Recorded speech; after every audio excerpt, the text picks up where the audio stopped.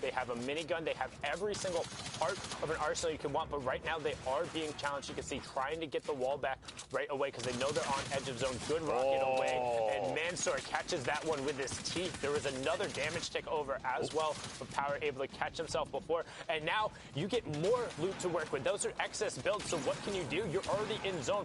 Build up with that extra material. Do the Tifu special. Build up a massive tower. Go back down. And then mark yourself back up. That's the second Elim. You talked about it right there. You still have 7 more trios to drop before placement points end up coming through, but these elims are going to go all the way through. 4 more trios now. We're at 19. Look at it. It's, top 12. Sorry, it's top 12. Yeah, not 9 15. to 12. Yep. No, it's all good. It's it took me forever to get used to the new trios one because there was an extra scoring threshold going through. So when I was counting through and calculating, it always took me forever. But Toggle is somebody who's been impressing me a lot. He's been in a number of our packages just as an individual player, making some great plays. So shout outs to him for again making it into the end game and has a pretty solid loadout. So expecting him to potentially make some more plays here as we hop on board. It's funny you mentioned the Tifu special earlier. Literally sitting on honestly one of the most commonly seen weapons, I think, in Turner's inventory. That scope they are, either that or an infantry, always sitting up top and taking shots. If Toggle can take high ground, put that thing to use. Right now, stuck down here, he and Eska basically in a box side by side to see if they can make their way up down to only a duo. Sigil eliminated earlier in this match. 69 builds. 2 shockwaves, which can come into play here in a second. We're going to see the next circle. All the way south. We're looking at a push out basically into the water. Now, there were builds out there earlier from a team that was sitting in the water. So you know their structure. If they were paying attention, they know their structure as well. So you can imagine maybe a push at just the right time since they're they're near the front of this zone. They have a chance to get onto those builds ahead of other players, build up, and put that scope they are to use. That's what I want to see right here from Toggle, and we'll see if he can pull it off. I think that's what he's going for, or he's looking for a quick cone peek right off the bat, knowing that the rest of the lobby has to rotate off of him. He might think it's safer to try and catch a quick pump as somebody goes through, but as I say that, he abandons the cone peek, goes over with his teammate, and you're probably going to see some shots coming out here, and then a shockwave to try and take the high ground on those old builds, as you said. A long-range TAC SMG, here we go. He's looking for it. They're literally already plotting the drop. The shockwave shoots across, maybe a little too far to the left, potentially separated from his teammate. We'll see here in a second. Go on. Down to the bottom right. Yep, now's the time to build up. He has a chance to take the front of this zone. It looks like that's exactly what he's doing. He might be trying to drop down and match elevation with his duo here. That bubble shield from underneath. It's only 60 damage above the threshold. Finds elimination on Suber. Making the way on through there. But that wasn't his knock. They didn't get an Elim, so that was just a conversion. However, he will pop up on some of the mats, but not the ones he really needed. Now sitting on max metal as we're closing in on top 15, nearing that first placement threshold there. You see Yonks going down there. Some great shots coming out from Toggle, but can he full convert? Instead, goes to the far side. 20 HP. No, he caught himself. Very close. 20 HP remaining. Sitting in the front. This is basically the same situation, except he's on the ultimate low ground, looking for shots to take on players that are going to try and make their way in. He's kind of in the middle of the zone now, and there's going to be pressure from the back if there's still someone behind him. Looks like it might be clear now, so they're waiting.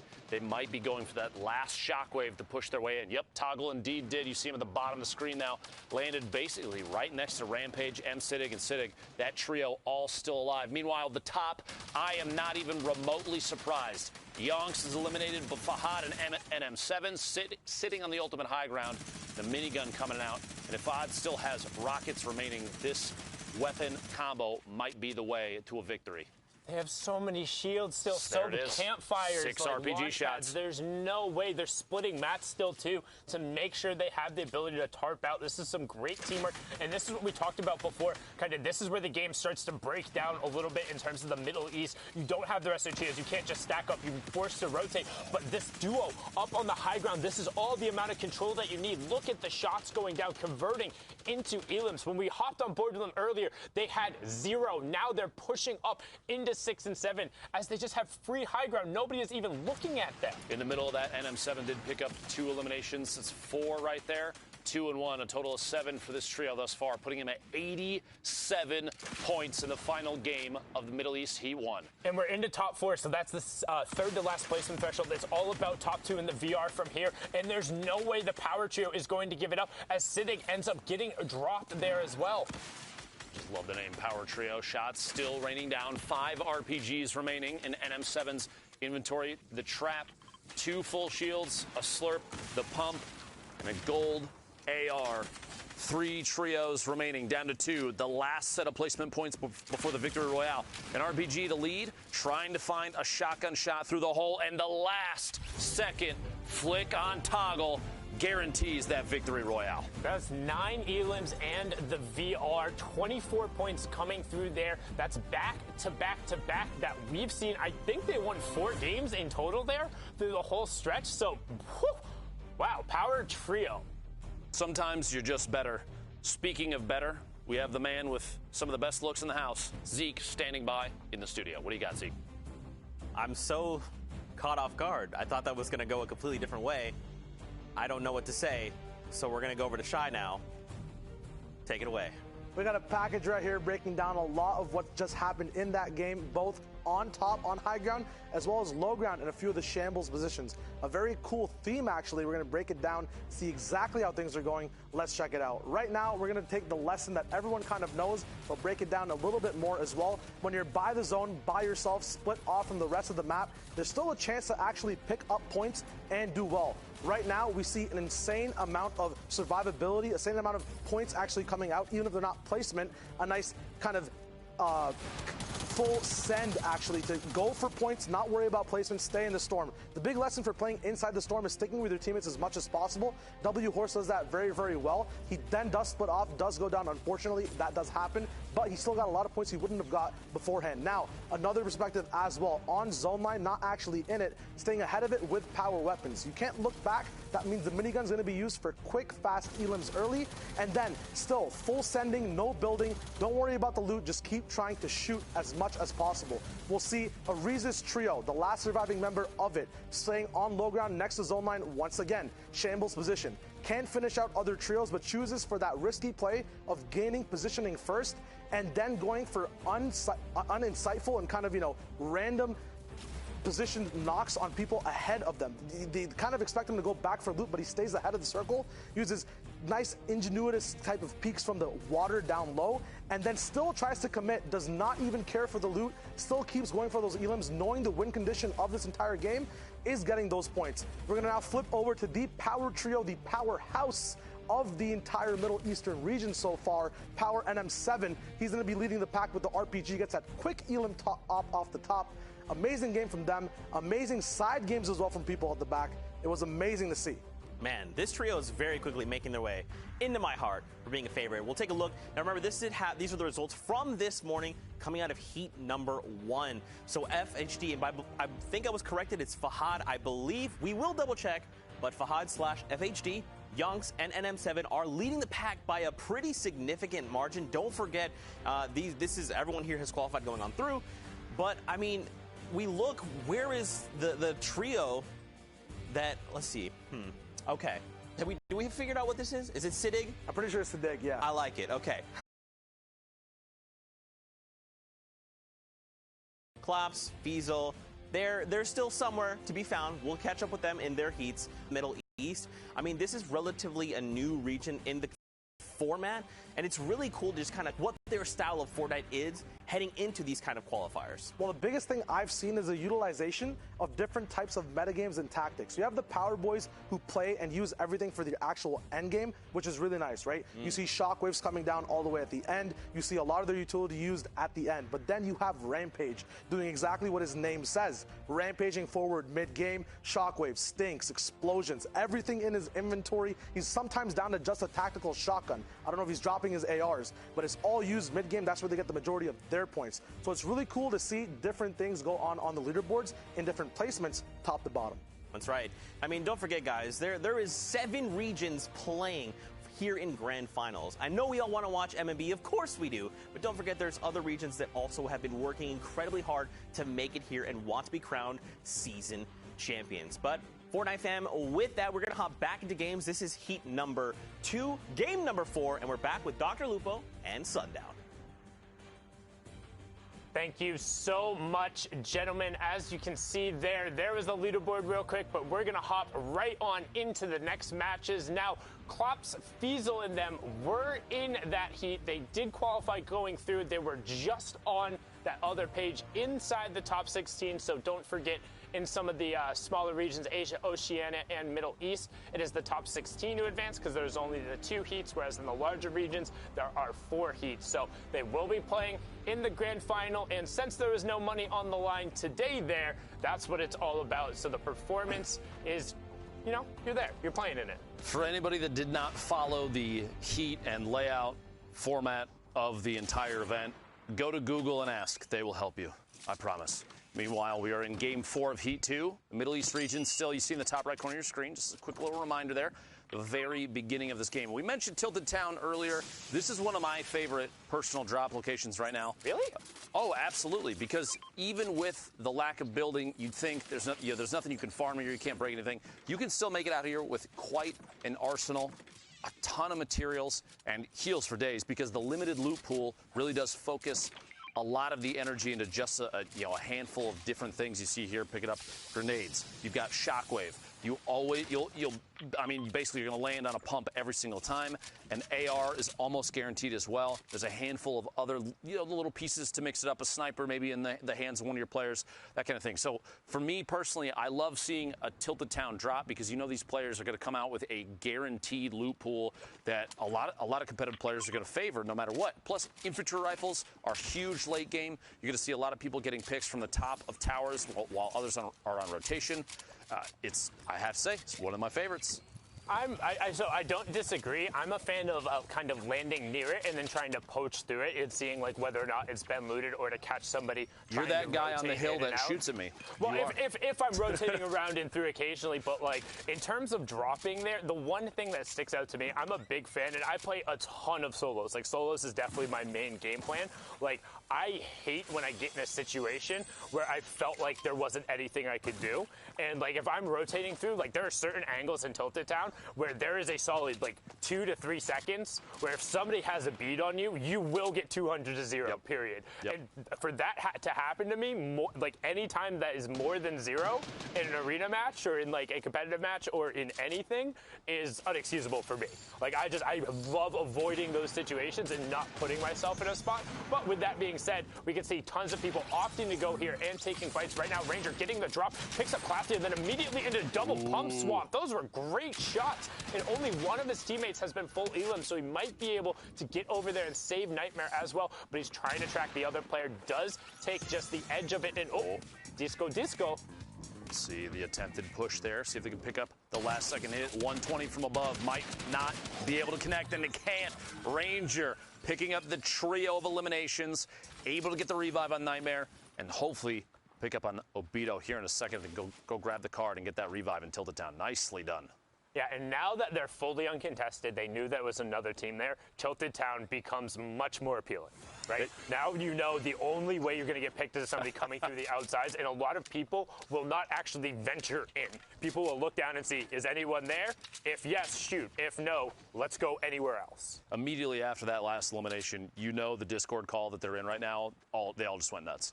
Absolutely went nuts. And I don't blame them. A three-piece right there as Rangers defending his trio is huge. They do, like you said, they pick up Tilted Town uncontested now. Now, they may not realize it from, we can see the minimap that there's nobody else there, and there's no one else looking for a third-party opportunity from up on a hill, like you're saying you like to do, which makes me no longer your friend, Sundown. It's okay.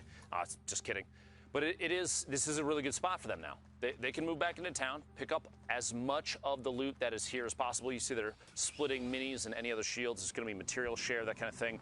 It's a great spot for them to be in right now. Now we're going to hop over to one of my favorite drop spots, both as a split drop in trios and a drop in solos, is the hot springs with the fishy. So speaking of the fishy, there it is. Yeah, they're able to pre-edit going through, but there's 2 different chest spawns in the fish. There's 2 chest spawns over on the beach. There's 2 chest spawns up top. There's driftboard spawns up top and over in the other sanctuary. And plus that driftwood that's over by the hot springs is 27 a tick. But as I say that, Deadshot gets dead-shotted right away. This is the problem with this drop. You're saying it is literally a required split drop, so you have people, your trio is not everybody's near each other, and right there, Deadshot being too far to the east ends up paying the price. Not a good look early game in Game 4 for this trio. Yeah, but normally you're supposed to sprint over here or have a teammate drop over at this science spot immediately, because this is a great source of both metal and brick with 2 different chest spawns. And not having control of this, you typically will sprint over here with the driftboard, but they ran straight into a fight. Godlike takes a ton of damage right off the bat. No shields left to him. Tyrax has to box himself up, and they're in a tough situation when he has really good loot. He does. He does indeed. Decent spray, no pump, but the tack is still good enough to make a difference. Meanwhile, Godlike Launchpad does have that campfire, but gonna use the single grenade, knock out the structure. Looking for a quick edit through, switching a spray, can't quite find a bead on anybody just yet. Tyrax still rotating around inside as well. Basically trying to play keep away at this point. They're stuck in a 3v2 situation. Godlike getting punished from above. Gonna have to try and hold that wall. A ton of metal, which is fantastic. It does put the campfire down. But you're looking at a situation where we might have, oh my gosh, got the edit, the trap placement. The second one down, oh my lord! Did. Are you kidding me? On the spot. Godlike, that was Godlike. Such good heads-up play. Ends up getting 2 pickups there, 2 eliminations. This just went from a 3v2 to a 2v1 in their favor. The good old dodgeball swing there. Might as well have caught the pass. Now they're trying to find it. Tyrax took some damage there. They know the opponent's nearby. It clears up hope. They do have driftboard able to keep Tyrax in there, but it burned through a lot of their other from that trio, and we already said they were decently kitted. 3 points going over to them, and having the driftboards mean they should be safe now. Godlike with a double trap placement play to literally swing that from being outnumbered to 3 eliminations, a launch pad, and the opportunity to escape. That is a big shift. That being said, no matter what, because the distance that Deadshot was from the other 2, they're stuck at a duo now. No chance to grab the reboot card. They're going to have to make their way into the safe zone at this point, especially because they are so far out. You see kind of the curve. They're going to have to make it past Loot Lake all the way down here to get into the safe zone. And that's super dangerous because you're going to have a number of different teams who are funneling in towards that north side and then looking to continue to rotate out or to about face. And driftboards are loud. That's the one thing about them. While they are very mobile and they're fast, you can hear a driftboard from a mile away, and if somebody does get a bead on you, these players are very good. They won't miss. You will take damage. You'll either have to hop off and then be stuck and being storm held, or just continue to find a way to break line of sight and hope they don't send you into one of those ridiculous spins that you can't recover from. Tilted down. I know the spins you're talking about. Tilted down, still inside this next safe zone. Look at the move from circle 2 to 3 here in a minute 40. Quick little tag and some stinks inside. Sure the loot share is going on. 142 builds. No eliminations for this trio of Pancakes, Sir Panda, and Clipper. You do see all the way to the top of your screen right now a small tower built up on top of that hill above Shifty Shafts. That's basically center-ish of this next safe zone. So that team, whoever's up there, is in a good spot already. You mentioned the drift boards. You see the outline of players flying in. Adapter and Obede both on them right now. Looks like Kakarot might be the only player in that trio that does not have a drift, and he may run into Clipper and Pancake here in just a second. I would expect shots if they think it's a good timing. Oh. Right here in a second. Wait for it. Wait, there it is. The countdown, and they start beaming. Looks like all the way to white damage at this point. The knock. Kakarot away from his trio. Is caught on the outside, quickly eliminated as Obede and the other teammate sitting on top of that campfire at this point. Really weird that he didn't cover his back. Like, I figured he at least would have like tried to ramp push himself forward a little bit, or like just toss a wall in that direction, but it seemed like he couldn't really tell where it was coming from. You'd expect even the reaction speed from a competitive player in Fortnite right now, like you get a shot and you're not 100% sure where it's coming from, you're going to spin and burn the 40 materials literally just to put up the walls in every direction. No reason not to. Worst case scenario, point your head straight down and toss a cone on your head. Yep. But now honestly, I hate these fights. These fights irk me more than anything because there's so many spots in Shifty where there's a lot of little angles is occupied. But now a great little hop through for a Clipper, but then he gets clipped himself. Die Pancake trying to do everything, does pick up Adapter, and that's another trio going down. So now 3 elims for them, but 2 revives that need to happen. And there's a number of teams there, but Pancake will be playing medic and get this one taken care of. Well done on his part. 3 eliminations now, 24 points total. We're at 27 trios. Storm Surge is coming into play now. 77 players, which means 7 more need to go down before that stops being an issue. But for this trio down here in the bottom of Shifty Shafts, they are free and clear. Over, I think, 190-ish damage above the threshold. Trio from Sam, I believe you picked this trio as your favorite. Middle East right now, Hunter, Flame, and Prime here at the skeleton of the monster. Yeah, so they were the only trio to take a week away from Fiesel and Klops. But again, like we said, they had played with 2 different trio partners there, which kind of led me to edge more towards these guys. Flame was the player who ended up qualifying for the World Cup. Unfortunately, wasn't able to attend due to personal reasons. With that being said, seeing him kind of grow on the Middle East region, kind of bring this trio up, he's definitely the anchor here. He's able to pop off in so many circumstances.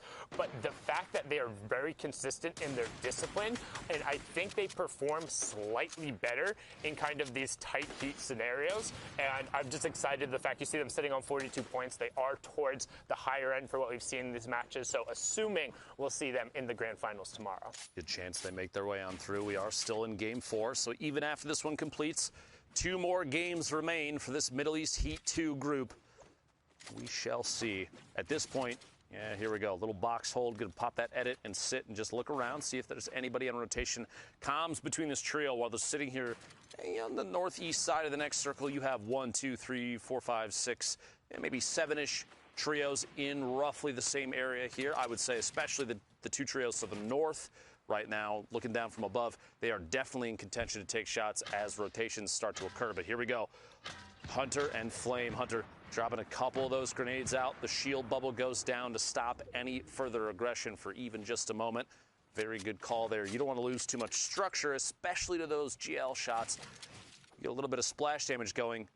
A couple shield breaks. You're going to see aggression in this trio here in a second, if it happened.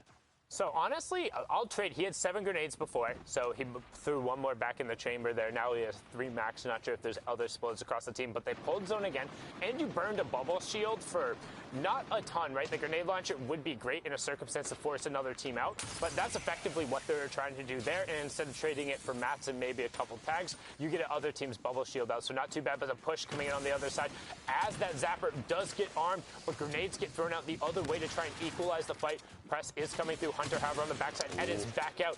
Akator gets picked down. Oh my God! Rakan gets mowed down right there. A super aggressive edit coming out from Hunter. Prime, unfortunately, does go down. However, we've seen before with this team that Flame and Hunter are the backbones. Every single time in the week they won, it was Flame and Hunter putting up absolute numbers. Not to down talk Prime or anything, but they are not unfamiliar with the situation. And the fact that they pulled zone again and they're able to rotate through, I'm still confident. Right now playing like legends, holding it down here still. 2 eliminations.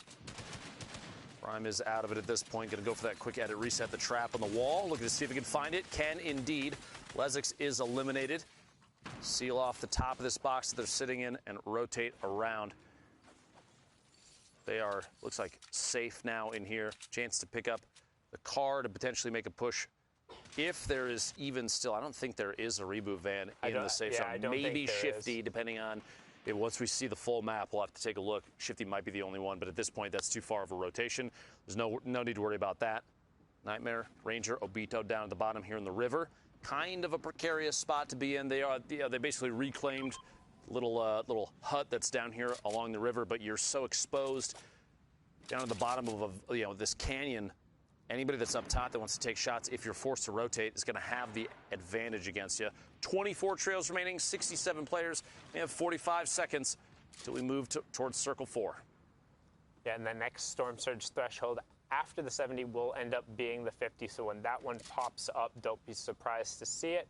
with that being said, after the fight with the Sam Trio, they basically had an extra 1K mats laying around. So the next zone pull, if they pull zone again, they're in such a great position. But otherwise, they still have the opportunity to kind of branch out tunnel and have a slightly safer rotation. What we're really waiting on is there's not going to be a whole lot of action for the next 20 seconds or so until that zone settles and it moves. Everyone has basically staked out their territory. We've seen a few pokes back and forth, but right now, since no Storm Surge is active, some grenades coming out right now. Oh, and this is something I want to talk about right after they go through, because we've seen the rise of the Solari nade, which is a little bit like this, but here's Godlike and Tyrax, who we saw with that early 2v3 turnaround from Godlike, trying to go on the aggressive here, and they've separated this full trio, knowing they got that. Nightmare, unfortunately, gets his ramp block, but that's not his metal wall, and that's going to complete. That's a launch pad burn for nothing, and now he's been completely segmented off. They are in zone, and it down. Great 100 tech, picks up Tyrax, but then Godlike picks it up, does cover his back, will try and get the conversion through the siphon.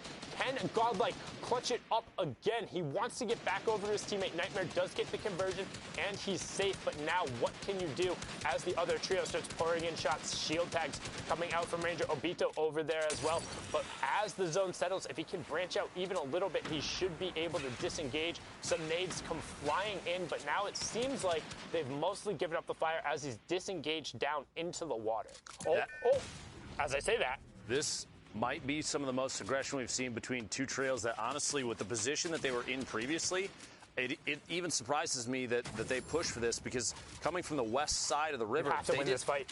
They didn't even have to get in there, but Tyrax gets capitalized on, goes down. Godlike, Tyrax, the trio eliminated. But I'm just saying, like, they were a duo and they just pushed on a trio and they didn't necessarily have to. It was a chance for eliminations, and it ended up, it got them one, but it paid the price. Now they're out of game 4. So what Obito did there, it was sick, by the way, because when he put down the metal floor as the revive happened, both character models stood up at the same time, and they were force phased through. Yep. So you either crouch down and they own the wall and you can't go anywhere, or you're just stuck with a wall blocking basically the entirety of your screen, and you're looking up and getting headshotted, which is what ended up happening there. But the aggression coming out from a singular nade tag when you pulled zone again, like, if the PG boys had just boxed up, like, they'd be set.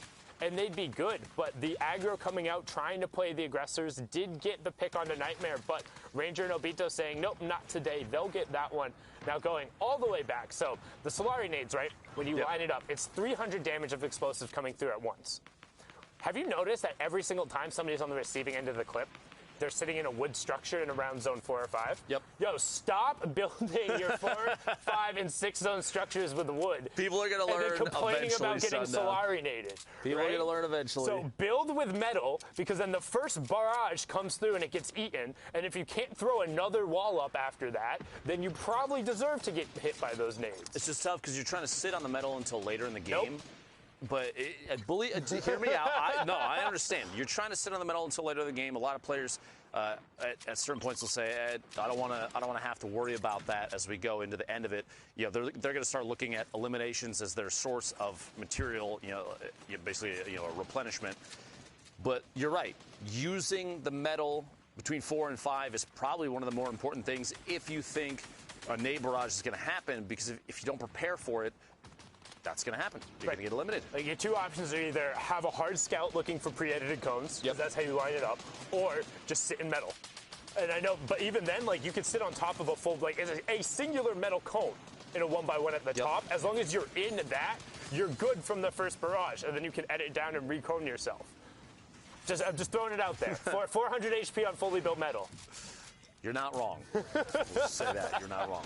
But now, good rotation coming out here, utilizing the launch pad, and now we're pulling in towards the half in, half out zone that has the potential. I mean, this is brutal. You're half on a mountain, you're near tilted zone, so you're either running through the river while the billy goats are up on the side, or you're being forced to go over the verticality. So these next zones are going to be key. That's why you see people burning utility now to get primary positioning here, because you're either on the high ground or you're stuck. Ooh. Trying to take shots at more players rotating through. Carl, 1 elimination. Raid and Snoika, 3 and 1, so 5 eliminations total for this trio. 20 points, 20 trios remaining right now, 43 players. Well ahead of what the damage threshold is thus far, especially if Carl continues to hit tags, if they even have to worry about it at this point. Here we go, the next circle, looking at a northeast push back across the valley through the river.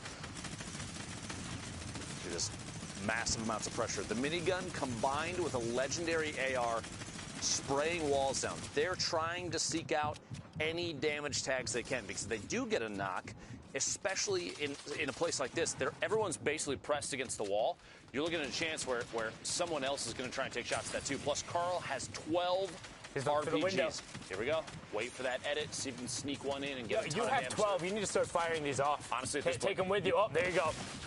Can't take him with you. As you see, he gets the 120 tag there and immediately going to start reloading. He knows people are going to move. Launchpad does come out. Good little archway edit, but oh, yeah, there you go. That was actually such a great move to get up on the high ground on the far side. Now start firing those babies off.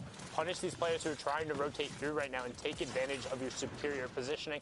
But right now, instead, just going to get themselves settled in the fact they're sitting on 5 elims and they have great positioning right now over the rest of the lobby. Bubble shield on top of the launch pad to prevent the immediate laser, so good little combination there and showing off the versatility of that new addition. There we go, taking their rotation as well. Carl all the way up top. Number of players rotating on through there too. Tuna potentially going to take shots. This trio tries to make their way in, looking for a spot to land. Carl's going to get forced all the way down underneath a tree, basically the low ground with this many players above. 13 trios remaining at this point, which means one more needs to go down, and then placement points come out. A solid rocket! Ooh. Are you kidding me? Right through. What an angle there as Carl picks up at least, let's see, 2 knockdowns, minor and unique. Both knocks. You see in the feed up there, which means one player left. There's the eliminations come out. Vinti is the last one to go down there, and this shockwave to put him at the forefront of the storm. Very, very key. Looking back down underneath, still 10 more RPG shots. Feeds one through. Another trio of 121 damage hits. Another one. Oh my gosh, the feed just does not stop for Carl, finding knock after knock. Raid does go down. You see, got to be eliminated, so they're down to only a duo. But building forward, one right in front. Another elimination there, up to 5. Great awareness, too, to turn now with that AR towards the line, seeing the player rotate and drop down, catching him, and now he worked directly back up to Snoika. So all of a sudden, they're back together, and they're one of the few duos who is still left. Everyone else is pretty much a solo rider. You can see Flame still in the top left. Carl picked up another elim. That's another rocket finding down. No marks there, but then gets it with the AR tags. Top 4, but he gets picked up. Still 7 RPGs in there, but he had great efficiency there. Dropping down, there's one duo left. Otherwise, it's all solo riders. 11 elims from Snoika and his trio. Nobody wants to fall here. You want to get into top 2. There's elim number 12. There it is, and there's top 2 as Ziad goes down. It's Obito versus Snoika there. Can he close it out? Unfortunately, pinned against the wall. You have to go forward. 7 HP, but it's a wall of tack shots coming up there, sprinting straight into Obito and Ranger, the duo who is able to clean up that fight in the river, turns around the resources, runs the lobby. 13 elims, 15 points for the VR, 28 points there. That was pretty impressive, Zeke. What do you think? I mean, look, anytime you can knock out 28 points in a single game, you're feeling pretty dang good, and I'm pretty sure the Ranger trio here was feeling pretty good after that. Now we're back here. We're joined by Shai because he's got some pretty incredible plays to take a look at. Yeah, the main thing with Obito that I saw was crosshair placement. It was actually insane from what I saw. The way he kind of manipulates each environment he's in on where he wants to place his crosshair is amazing. So we're going to break that down real quick. We're going to get into it and see exactly how things go. Checking out the replay right now, we're going to be in Tilted Town with Ranger. So at the moment, he's going to be looking top down, making sure his crosshair is always in the middle because he knows builds actually won't come out. It's really cool to see as well, dynamically switching his spacing on where he is. We'll see a shockwave or an enemy come out from the actual house he's in.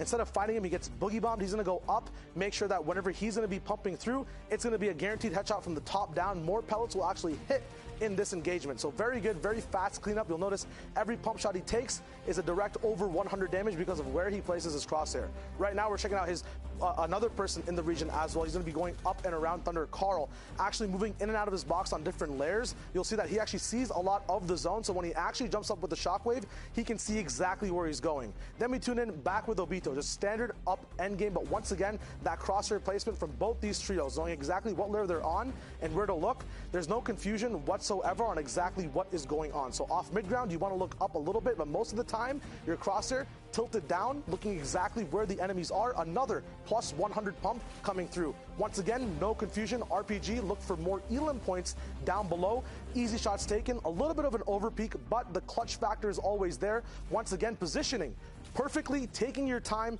The crosshair, I will keep stressing it, is so good. Just being at the perfect position possible, less work for you, more expected, insane plays, high accuracy. It's amazing.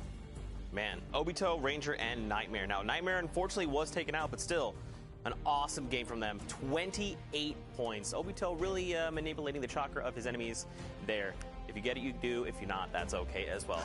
With that, he got it. With that, we're getting ready to hop into another round of games. We're going to be jumping into game number 6 of heat number 2, if I'm correct. And I believe that's going to be Monster, D-Face, and I. Is that correct? Monster, is that you? Oh my gosh! Wait a minute. We're not the same Wait a minute. No, look. I have different clothes. We have different facial hair. We're two different people, brother.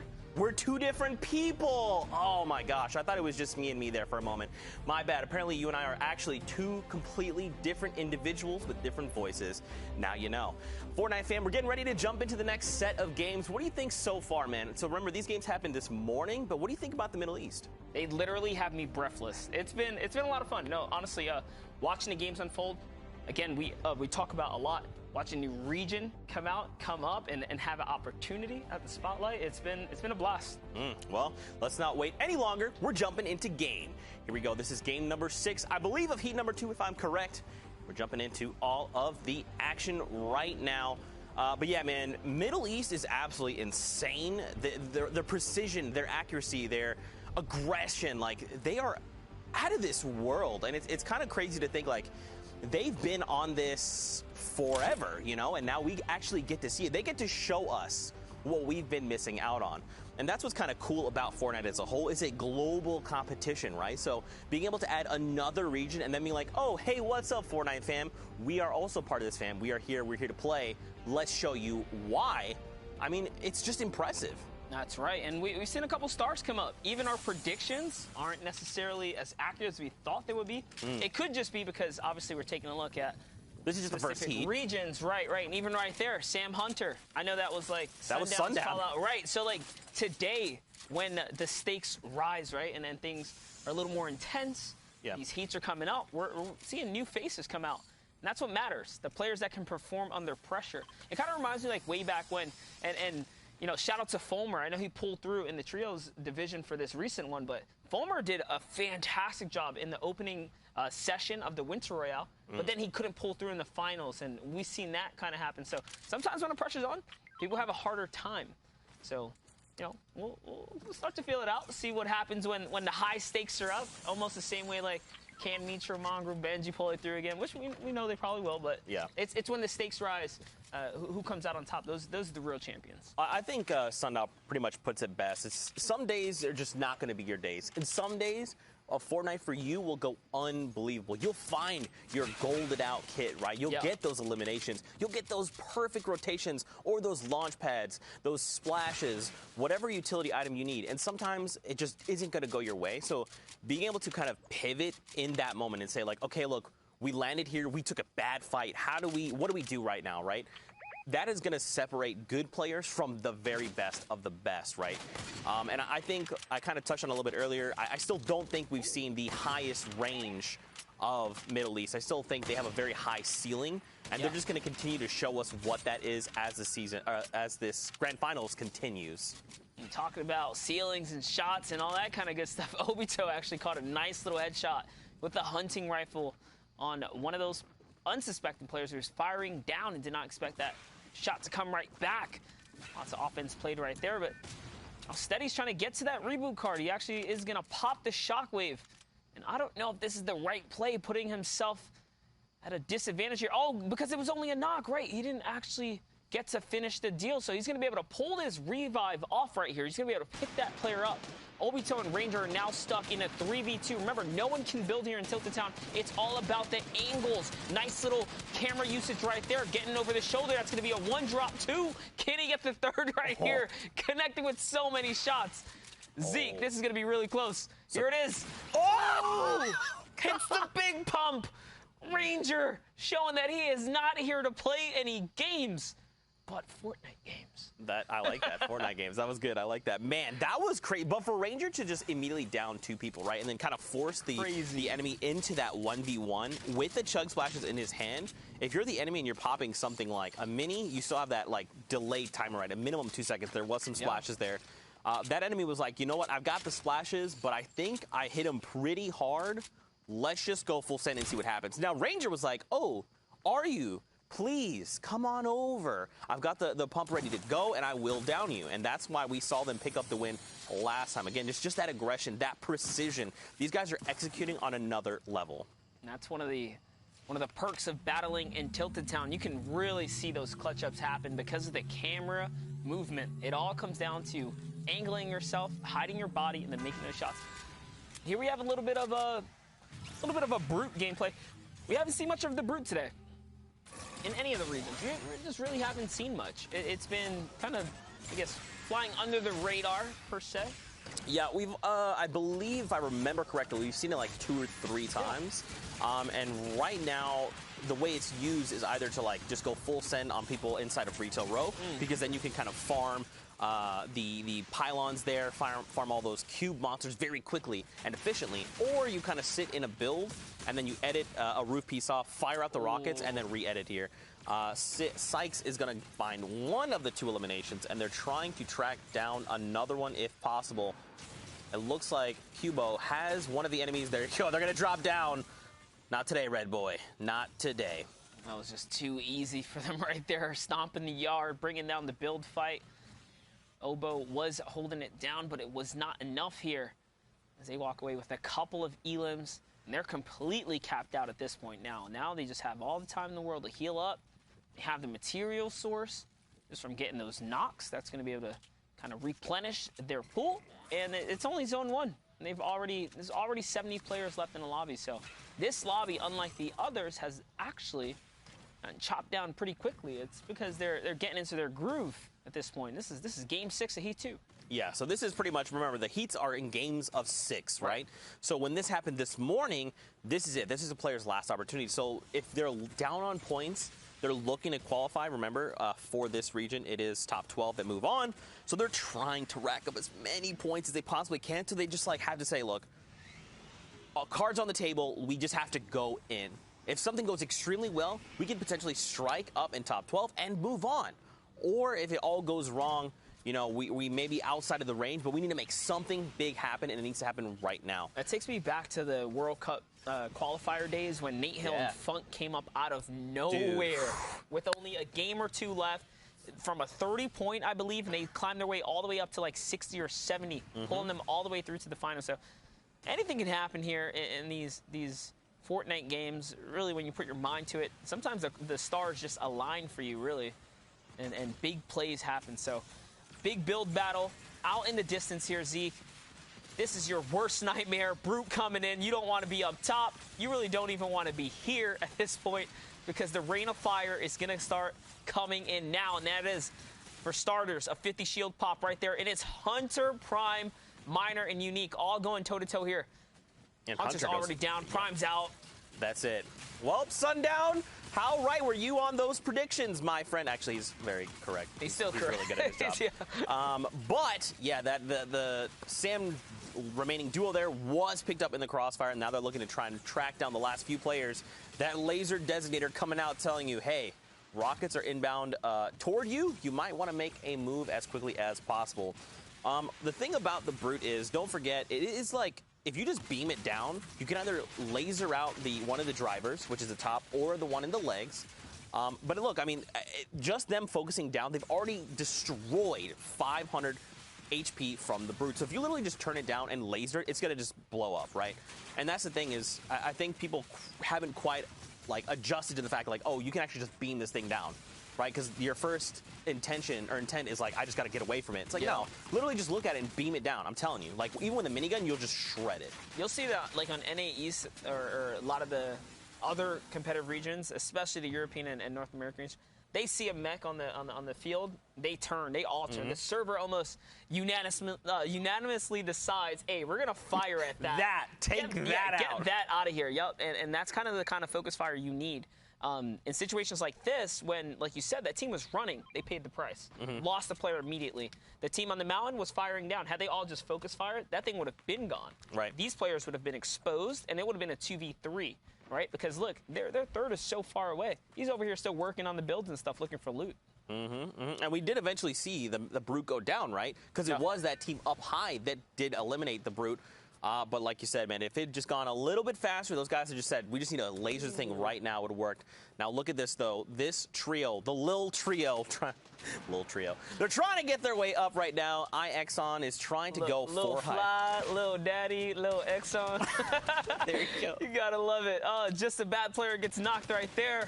I mean, look, it's not a bad player because you made it to the Heat, so you're pretty dang good. You got to change your name, all right? Come up with some new names, and we'll circle back to you. But yeah, they're going for height, trying to isolate and eliminate this team if possible. But looking at the minimap monster, they're still, I mean, there's a trio down by the ravine here. If they decide they want some of this action, we've seen one of the little triangles looking. You know what? It's not worth it. We're looking over, but Exxon actually threw that shield bubble down, giving them a little bit of breathing room. And if I'm not mistaken, whatever team was climbing up there, unfortunate for them, but they went up and one player got heavy sniped, and then the bad player was shot down. Not to call him a bad player, but that just a bad player. That's your name, buddy. Yeah, he was shot down by the AR. So the focus fire really not going in their favor right there. They came up at the wrong time and paid the price for it. But here we have Exxon just chilling up above. Whatever threats that were lingering about have now moved out, and they're chilling. They're doing really good for themselves. Zone 2 underway, going into 3. The storm's already moving. They have to roll too. They're not safe just yet. Yeah, I mean, they doesn't look like they have anything in the means of mobility. They're great on builds, though. Almost capped off, just missing some of that wood material there.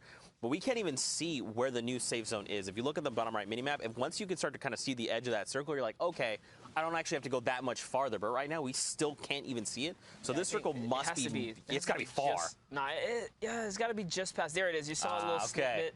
So it's there. It's not too far. I think Exxon will probably eat a little bit of the zone pressure here. Yeah. For kind of biding time, getting materials. But it's more important to have those materials anyways. You kind of need them. So I don't blame them. Now jumping over to Baguette, IOV, and Cursive.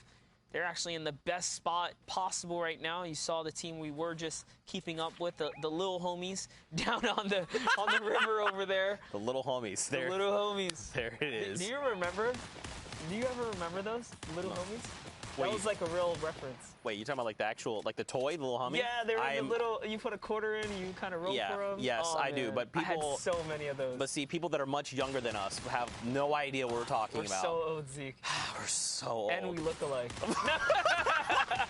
There you have it. There you have it. Cursive, what in the world? Nice so don't shots. forget, this Crix was was one of the people in that Brute we saw earlier. Yeah. And now look, he's like, hey, give me an opportunity. Let me just beam your face off. There you go. He got the opportunity. Taken right out. And oh man, all these players are trying to get this freebie pass here with that launch pad. But another player goes down. It's going to be Trigger QQ Unique.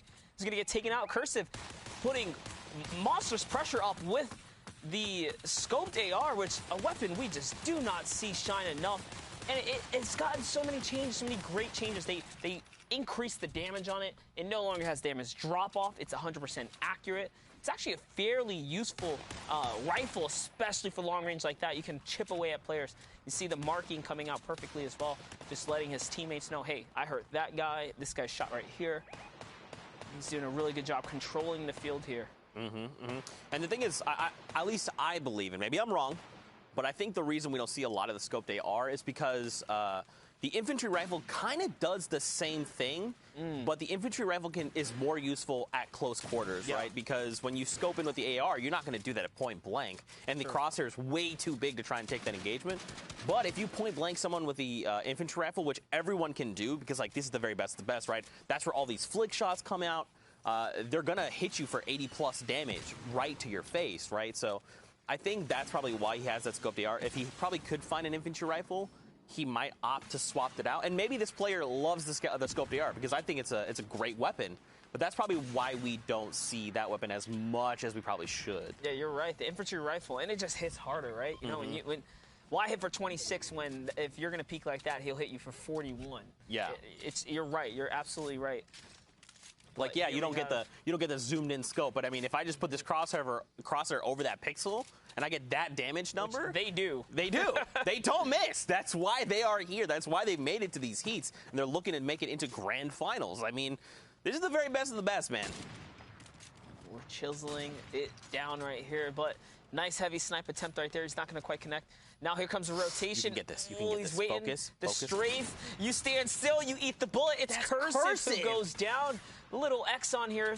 Lands a monster shot. He's now trying to knock him off that ground right there. See if he can force that player down to convert on the elimination here, Zeke. That's crazy. On Cursive of all people, like, we just left him beaming players left and right. Like, you cannot stand still. You just cannot. We call that gargoyling. You cannot sit there like a gargoyle and stand still because these heavy snipes will come out. They will drop you every single time. And that's what our little homies just did. I tried not to laugh. I really did. Oh, gosh. Anyway, that's what Exxon did. He was like, you waited. And you saw the patience, right? Because he could have taken a shot at any moment. But he said, look, this guy's going to stand still. Cursive will make the mistake. I'm just going to wait. And sure enough, it happened. In trios, right? Even though they tried to full send, just one person playing defense is just good enough to kind of hold out and get those saves off. So lucky for them, Cursive is going to be able to pop his minis there. You saw him. He's still in the running here. But we have a battle now on the Storm line back here. EG's under fire right now. They're still 3-1 in this situation. It's one tap, boom, who gets hit with a big shot right there. Puts him right down. And another one, a follow-up to Dev there. That was... okay, Tormund. Those flick shots were out of this world. Wait a second. Was that did he no-scope him in the face? Like, what just happened right there? Dude, honestly, I blinked and I missed it. That's how good ME is. But, dude, look at this loadout right now. So this is what we kind of talked about, right? So similar loadout to what we saw from Cursive. The difference is he is rocking the legendary infantry rifle instead of that scoped AR. So, you know, your loadout's very much going to dictate what you can and can't do. And right now, Tormund has a lot... Okay, I was about to be like, bro, did you just like body shot that? That looked like that would have been so dope. Close. Very close, though. Very, very close indeed. So they're facing up a tough rotation here. They have a long way to go. There's a team perched up on the high ground, team to the left, team based up in front of them, one down in the ditch below them. This is a struggle of a rotation. I mean, they do have shockwaves, and look, they're looking at the extra mass. They're looking at the extra trap in the zone like, hey, buddy, is it worth it? Like, we kind of need this. Okay, lucky for them, they do have a launch pad. They're going for that immediate launch pad play. Have to hug the mountain right here. There it is. They're going to go in and block that line of sight just a little bit, and lucky for them, they do not get the focus of the server as they make it across the river here now. But look on the little hill there that was on their left. Obito, Nightmare, and their third partner is here. They are here ready to potentially take another win if possible. Now, these guys are already sitting on 4 eliminations, which, by the way, 4 eliminations halfway through your game in a server like this speaks volumes in itself. Like, it's either one of two things, right? They had that early drop, they contested a team, and they eliminated them, or what we saw is they said, you know what, it's almost late game, we're moving it in there, let's try and make a pick. They do have the double heavy snipe and the rocket launcher monster. They can make some plays.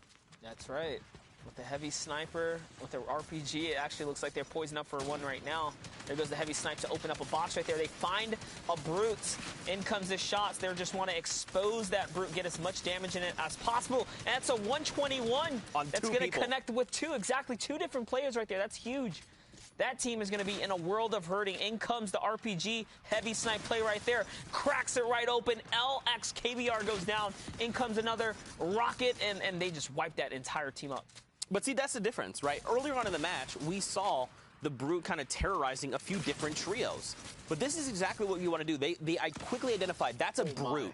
And look at that. They just immediately destroyed that entire trio almost effortlessly, right? Like, the only thing they really traded was a few AR rounds, which looking at just Pro here, Lax, he's got almost 800 rounds of AR, completely topped off on rockets. He used, I think, 4 rockets back there, if I remember correctly, all to just pick up another trio.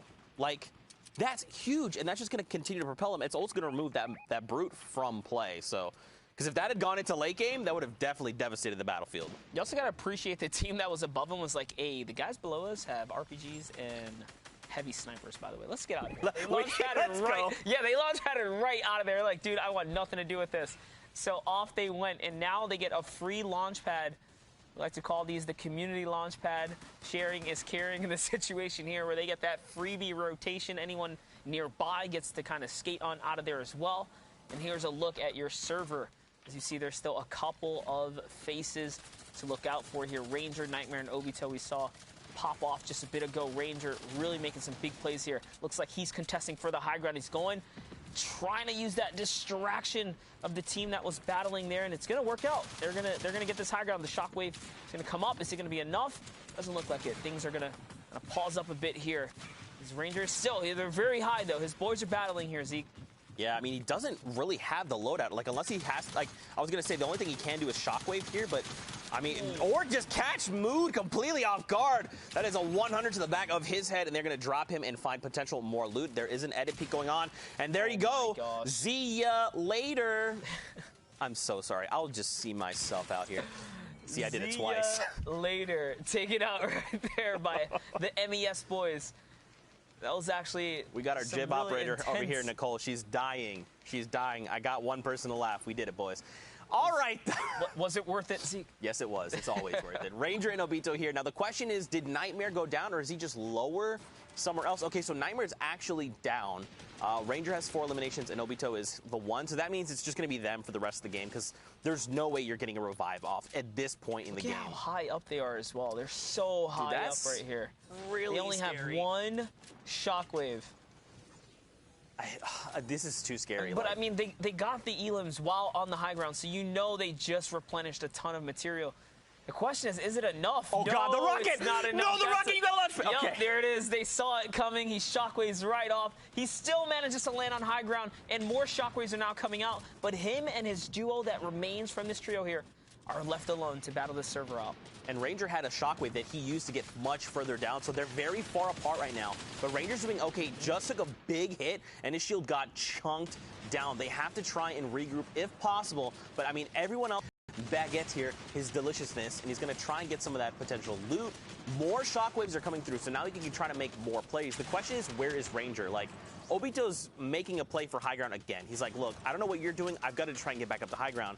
Because of that, Ranger falls, and now look, Obito has unfortunately launched himself behind everyone. No shotting gun can help you there. It's a tough life to live, but the game keeps on rolling. Brook, is down there on no HP. Gentle is here, kind of on the safer side of the circle. But look, Monster, across the board, everyone is in critical condition right now. The server just got melted. I don't know what happened, but that zone wave was absolutely devastating to most of the players that remained in this lobby. Shockwaves are now popping off right here as Power GNTL. Power Gentle is trying to hold it down, trying to stay in the running here. He has 1 shield bubble remaining. If he uses it, he can't fire up.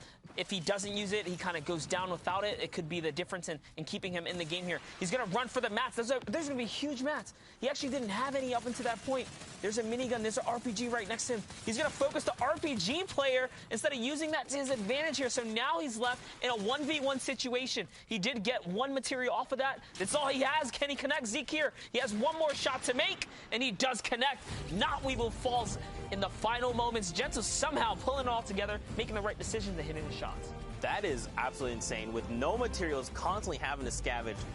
Gentle there made it all work in his favor. And don't forget, that was one of the trio we saw in the very beginning that started the game with the Brood. So they still play second because of that. Still points to be divvied out. For now, we're going to go back in the studio with Sundown. Sundown, what you got for us? Thank you so much, Zeke and Monster. And what I got will be some highlights from that last game we just saw, and then the final results from Heat 2 of the Middle East. So we'll see who's going to round out the second half of that roster in the grand finals tomorrow. But first, let's take a look at some of the action that went down and what led to the final moments. So first, we're hopping on board. We saw Thunder Carl have a great game previously with those Rockets in the last game. Got to watch him break that down, having a very strong early game here, able to put to work with that recently unvaulted TAC SMG. The high rate of fire just ripping apart. You can see Reed able to follow up right away, putting the 2 tactical weapons to great tactical use there, cleaning that one up and closing out the fight. Now, we talked about kind of the limited weaknesses the Brute has and how it can kind of affect it right here. You're third-partying somebody who's already at multiple levels. There is no way they're going to be able to turn and react. That is basically free mowing for the Brute. Now, it does end up getting focused down eventually, but not before they're able to pick up a massive advantage from just showing up to the fight at the right time. Now, we're going to rotate over again, because notice, we're just inside the placement threshold here, and Gento is all by his lonesome, and this is what we talked about in the Middle East, how the gameplay tends to break down towards the end. People lose a little bit more of their teamwork compared to the other regions, and that's what allows Gento to just out-survive the rest of the lobby, picking up a number of clutch elims at the end, which ends up pushing him up a difference of 9+ points there from the placements and the eliminations he was able to get, those final moments being enough to push them up into the grand final territory. Let's take a look at the standings, and I mean, you can see them right up there on the board as well. Just a great performance coming out, the results coming on here, and like, again, my pick right there, Prime, Aflame, and Hunter, but also shout out to Obito, Nightmare, and Ranger for their great performance, the trio playing out of India. So again, I love seeing these different regions being able to go through. We will actually also see the next page as well, since the top 16 are the ones who are advancing, so you can see the line right there. And again, the one thing I want to note is the difference of how many in Fortnite, when all the little plays matter. Right here, the line, it's 1 point. That's 1 elimination. That's getting 1 other revive. That's finishing 1 other knock, but able to push through one-shot Soriana and Power RV. So honestly, the field is now set. Both of the trios who we predicted will be competing in the grand final tomorrow, and I'm excited because we'll get an opportunity to see some of those matches and crown our first ever Season X champion. So it's going to be great. We've seen a lot of Middle East so far. That's it for the games from them. We're going to throw it to a quick 5-minute break while we get ourselves situated, use the bathroom, do anything, go walk your dog real quick, get some water, get some food in you, because we're going to do the same, and then we'll be back with more Fortnite action.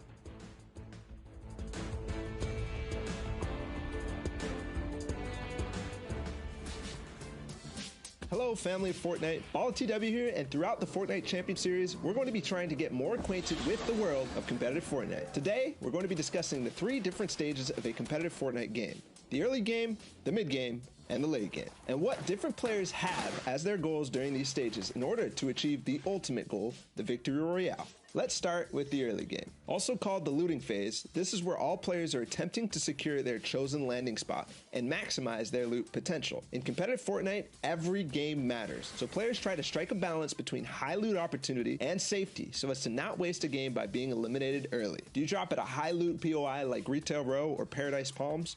Or land at a safer POI on the edge of the map, where less players drop because of less loot? Regardless, the goal is common, whether you take a passive approach by looting safely on the side of the map, or an aggressive and risky approach by letting others loot for you and finding early eliminations. Now that we know what the early game is, what should we be looking out for during this stage? First things first, being contested.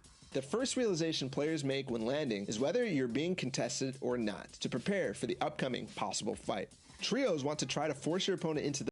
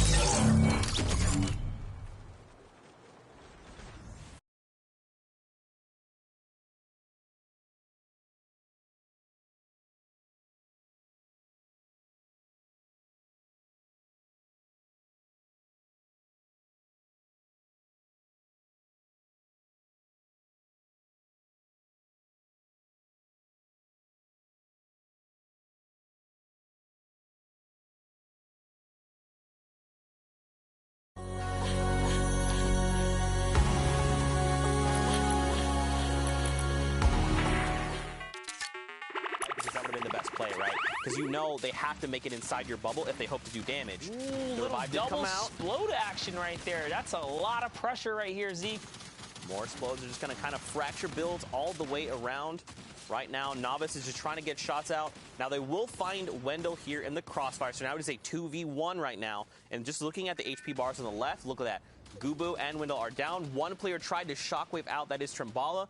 It's not looking good because right now Cabs is on the offensive. Another shockwave used on both ends. Now, keep in mind, he does also have the heavy sniper. So if he gets too far or he has an angle, he could go for the heavy snipe. But I like that he's saying, look, you know what? We've got two. We don't know who else is around us. We've been making quite a bit of noise. We just need to take what we've got and let this guy go. It doesn't matter. It's better to just kind of hunker down, find their loot, and reassess, and chase something down and potentially be picked off by a third party, right? 100%. That was a great disengage right there. Just says, you know what? You can get away with your life. You're probably not going to make it far anyways, being by yourself in this trio format. But they did not expend a lot at all either. And mainly because Cabs just played the patient. He waited for his team to come up. He knew that they had the advantage, and they got there just in the nick of time, especially with that double slow. That pressure was just ridiculous. There was no way they were going to get out of there alive. So lovely, lovely engagement for them. Now we're hopping over to the other side of the map here. We're back center map, just under the meteor. There are players all over the place at factories, the divot, or I should say the dusty depots. Here you have this team just rotating across the middle, trying to find their way to zone right now. Yeah, I mean, we saw the minimap for just a moment, so we know it's not completely cluttered just yet, so they will kind of have a moment where they can kind of decide the rotation, but just watch this lower minimap, right? So we have this information. They don't. So we know there's a trio up on their left that they're moving directly toward, that are making their way around this current little mountain, and then there's one already posted up in the house just north of there. It's smart that they're going up because it's going to give them more kind of like an Overwatch style, right? Like they can kind of look around and say, what is going on? Can see. So right now, the current safe zone is around Loot Lake. So it depends on kind of where we go from here, because they could use that in Infinite Rift inside the Shattering Dome there. But I don't think that's always the best play, because you either have like a lot of people going for that, or you can just kind of rift out in strange positions and like potentially take a bunch of storm damage. We'll have to see. Is that a person standing still? Were they gargoyling? Yeah, they opened up that cone there, trying to look for some shots, and that heavy sniper came out real quick. He was trying to see if he can find one here. Remember, they're only just a couple. Okay, so one of them managed to hit a tag off, and that one's going to be another tag right there. It's going to catch him a full knock. Remember, Storm Surge is in effect here. We're looking at Brazil, Heat 1, Game 1. These lobbies are usually the first couple, maybe the first 3 games are the most passive, right? That's why we're seeing Storm Surge. 80 players remaining on this rotation here. 300 damage now above the threshold. So that one elim right there was crucial to keeping them in the game and keeping them safe, for that matter. Yeah, man. A little more loot to kind of divvy out to your trio. We do have other sets of trios, though, very close. We got one straight across the way, some closer on those little islands around Loot Lake. There's even a trio right behind them that looks like they might have eyes on them trying to close the gap. And there's a supply drop that just happened to hit the map, so maybe they could try to contest that. I don't know. It feels very dangerous. Look, another trio coming in from the bottom right around that mountain. So again, man, we're sitting on 78 players in the lobby. This is insane, right? Because right now, you're trying to get a feel for the games. You're trying to see, like, okay, where am I landing? Am I having people being contesting me? Because remember, these are dedicated games, right? So these are heats. Just in case you weren't familiar with the format or anything like that, these are players have worked really hard to make it into these heats. There's an amount of heats per region, and there's kind of like, you know who's going to be in your heat, right? So if you're someone that's like, look, I've been playing against this enemy trio this entire time. I know they always go retail row. And if you decide I have to go retail row as well, that's going to be like information you have beforehand, but then you have to like figure out, are we trying to fight those guys? Do we need to change our plans? Like, what do we want to do here? Yeah, that's one of the perks of knowing exactly who's in your lobby, and one of the cons too, right? Because then at that point, other teams that just prepare better can set up these huge counter strats to you and your team per se. But don't forget, guys, again, right now Storm Surge should be absolutely in effect right here. 75 players remaining. The Zone 3 is already revealed. And that's why you see the kind of shots coming out here. This is desperate here. Only 50 damage above the threshold. Nice knock right there. He's going to catch Lucas here. Jossman, Can he get the convert? And he is, because he's going to land right on top of Champion. His teammate is going to turn that down into a point there. Nice little pressure right here. Can they get this last player? Oh, these guys are hurt here, Zeke. You can see Mystics now getting pressured out. Nicholas also really hurt. They both have these players on whites here. Champion's going to get a huge chunk shot right there. He's going to get pumped.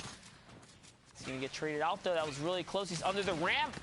Does go for it again. Gonless takes a shot right there. This player is not going down without a fight. Nicholas nearly clutching up. I like that that Gon here, the moment that he fell down, he placed the ramp as like a defensive measure, but it was like guaranteeing that this enemy player could not send a shot out with their shotgun. Because if they had, it's very possible he could have been one pump depending on what shotgun they had, or at least definitely chunked out Gon. But they worked it out, right? Like, and now they have access to all their loot. And they're probably feeling pretty good after being the ones that like kind of won the hill and seeing the next zone. They're like right there on the edge. So they just want to take a moment, kind of recoup. They have plenty of things like the splashes. We've got the campfire ticking here as well. But the campfire is going to be a pretty big telling fact to everyone else around them. Like, hey, there's someone wounded in here to the point where they have to burn a campfire, right? So looks like no one's going to contest. There's still plenty of loot, too. There's still plenty of loot. Knuckles. So Knuckles comes in. He had no health. It's going to be such a freebie for them. He kind of just handed that one over. He said, hey, I'm right here. Come take me out, man. Take this point. He's back to the lobby right away. And that's just a beautiful pickup for them at this point. Now they have tons of material to spare at that point, being that they just got a nice drop-up for themselves. And look at this loadout. He's got 4 shockwaves. He's got heals. He's got the infantry rifle. This is quite the loadout right here. It's somewhat of a pack-a-punch loadout, I like to call it, because it's all offense. Pump shotgun, infantry rifles, no fast-fire rate weapons in his loadout. Yeah, and with the unvaulting of the silenced AR, it looks like they're going to opt to leave it behind. I like this. I was literally going to say I love. And once we vaulted, I was like, man, I missed that weapon so much. It's so precise. It's very deadly in the right hands. But they're saying, you know what? We don't need it. We've got our gold infantry rifle. That is what we're going to make do with. I'm curious to see now where we go here. Where is the next zone? We're about to be revealed here in just 2 seconds. All right. So more closer inward, of Loot Lake. Going to see. Oh, look at this. They're lining up the double snipe. Didn't come through. It was just a snipe AR follow-up. He didn't quite connect, though. What a valiant effort there. Santos, Only, and Lucan here just kind of hanging out. A little test fire on the weapon there. Not quite sure what happened for a second. He was just shooting out in the road. Hey, pow pow. Yeah, we're here. We're dangerous. A couple shots out there. You know what's interesting, though? Based on, like where we are, don't forget there is that kind of dome around the very central part of that infinite rift there in the middle. And if you're walking through that, you will be in low gravity. So kind of navigating around this can be difficult, right? Like if you're jumping, you're going to be a huge target, right? Because those arcs are very easy to track. So if they're going to opt to like make this rotation, like they want to be trying their best not to jump. He's trying to find the last person. Oh. Yeah, and he was actually using the strat where you go in the water and you kind of aim your camera up, try to see if you can, single out this player, see if you can catch those pixels. He was right. Like, he was spot on, but Yoinkmeister kind of slid just out of that range, and he knows he's nearby. He saw him for a second before, so I guess he's figuring now, like, oh, there you are, buddy. Got behind the wall there. And, oh, man, he was so kitted out. Legendary AR, legendary shotguns. It's going to be a big upgrade for this trio right here.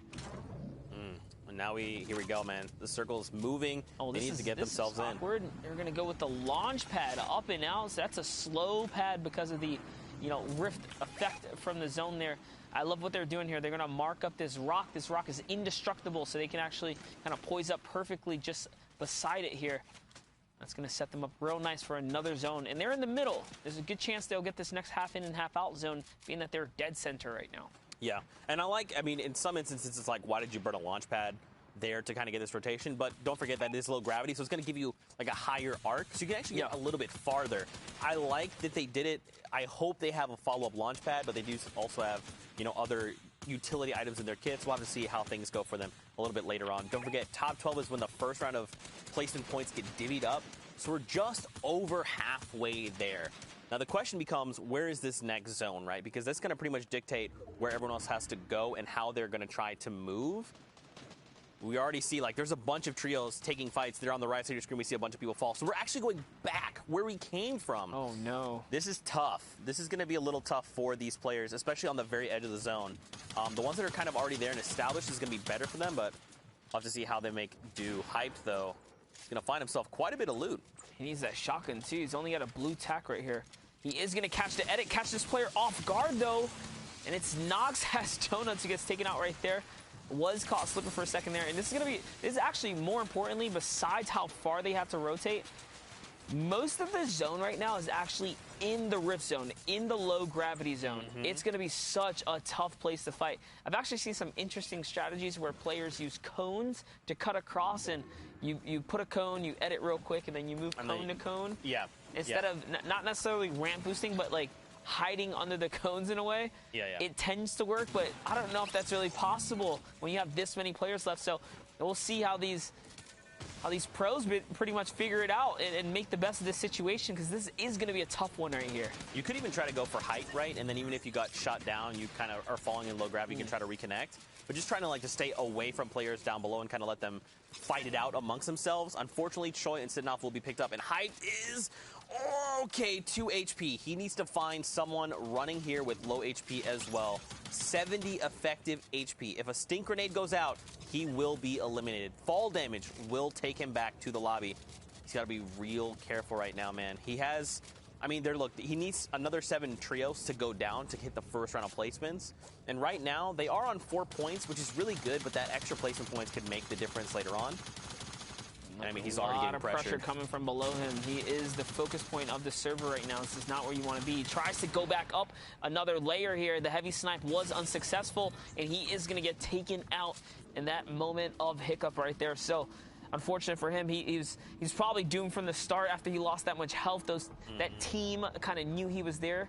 He did make a move on them and was unsuccessful before that. So, that's why he's going to get taken out here. But hopping over with team only, you can see they've managed to rack up a ton of elims. They're sitting really nice, again, as we look at that loadout.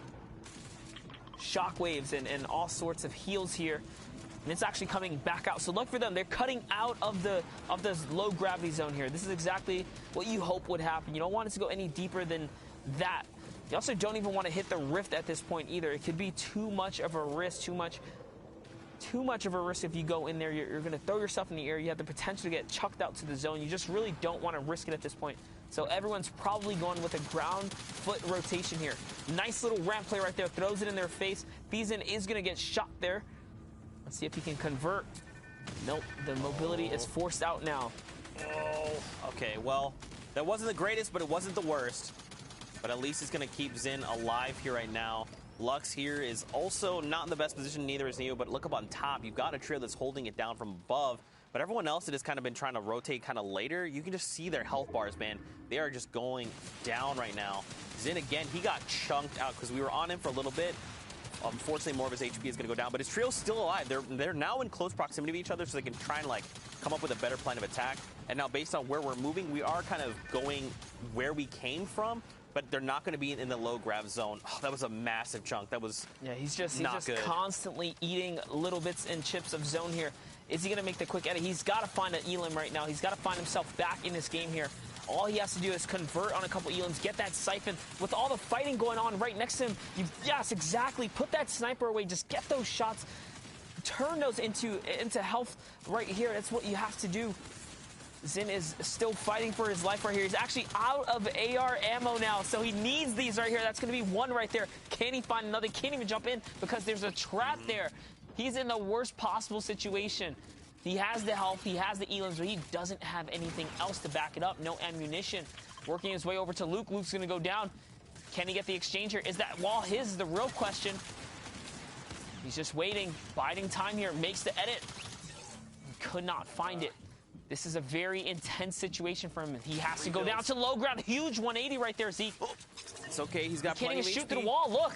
Wait, he has more builds now, so he did find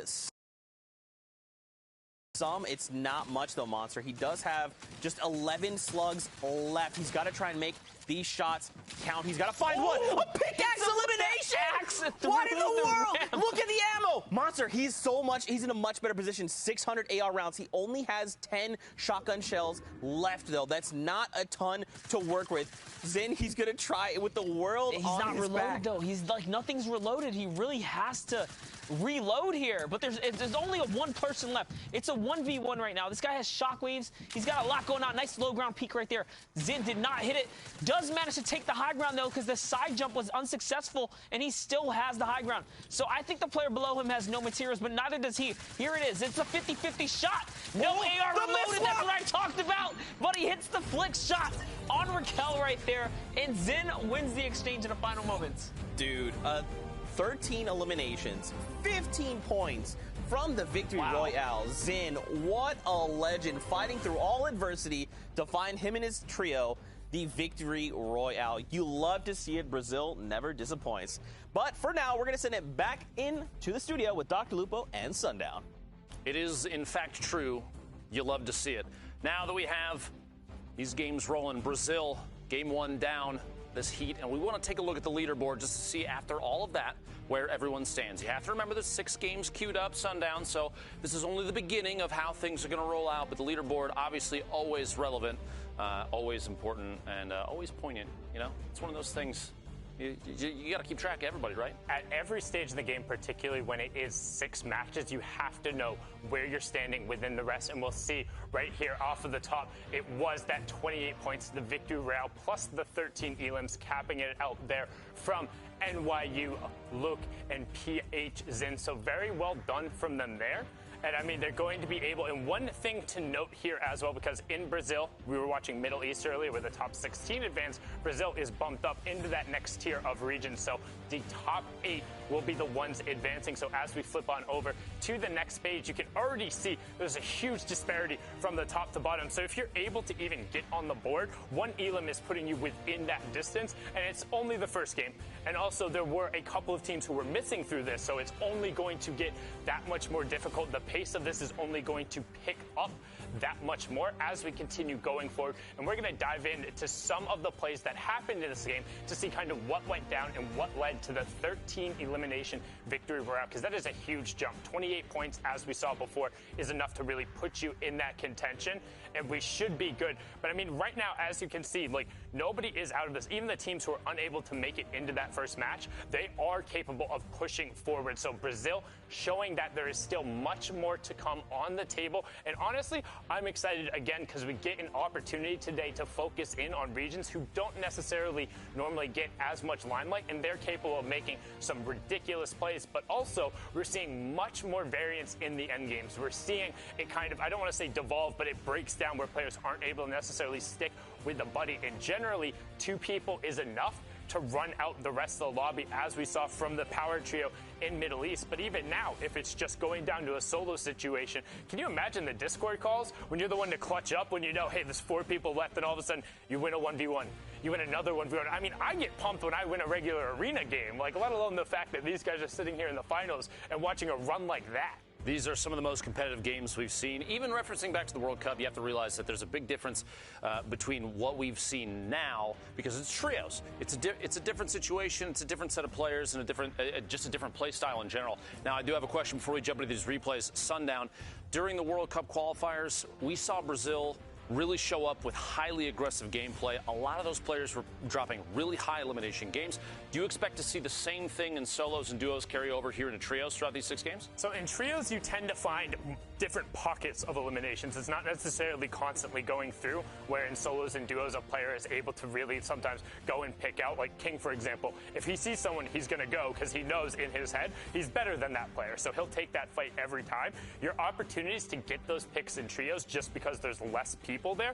But as we saw even in the Middle East games, if somebody gets segmented and you have 2 or 3 people, that's enough to go and respond and at least force utility out. So we'll see the fights and see what happens. And the replay package is ready now, so we're going to hop in to some of those plays and see actually what went down in the early and the mid game. So this is one example right away of that aggression you're talking about, where Zen, they're able to get pressure over towards their opponents, get tags, and then separate somebody, right? You notice they're pinching from each one of the sides, and they're looking to try and cut off one of the enemy teammates from the rest of his team, so then you can attack from two sides at once. And in trios, it becomes that much more effective because you're able to split out. And even if somebody gets down, if you're able to convert, the pressure then is on the opponent to try and chase. Now you can see Gonlias getting a good edit and then dropping the pump shot through to help out with his teammate, putting the fish stick skin to good use, and then following up with really good rifle support to make sure they're getting the shots over there. I mean, that is what you want to be looking for,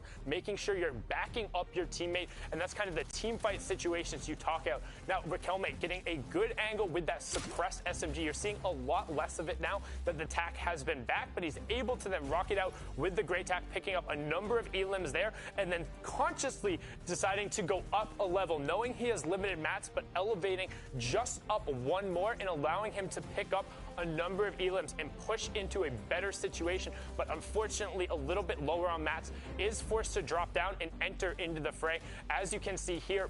But with his advantage in picking up the elim there, he continues to run it out. However, with PH in that pickaxe elim, he knew he had already hit him for 180. Take the guarantee. You can't miss that shot. It has the widest breadth. And then here, sometimes you don't have to be the best. Sometimes you don't have to hit all your shots. You just need to be slightly better than the person across from you. It's that last one that is most important. I mean, at the end of the day, it's a battle royale. It doesn't matter how pretty it is. You just got to get the job done and eliminate the person against you. But now, Lupo, I think we're going to head into the next matches. Indeed, we are. My friend, thank you very much for joining us up here on stage. Yeah, we have more Brazil just around the corner. If you're watching at home, make sure you're going out on Twitter. People know what's going on here. If you see any crazy clips, make sure you're tagging us every single time. But we're going to throw back to the casters, make sure that they're aware it is go time for the next game. Gentlemen, if you could please join me on stage. That's weird. I could have swore. Zeke, sun down, please. Oh, okay. Yeah, I guess we're up now. All right. Teleportation technology right there, all the way over to the other side, but got the dynamic duo back at it to continue with the Brazil games, and we all know who the better robot is here because we all know Zeke's a bot.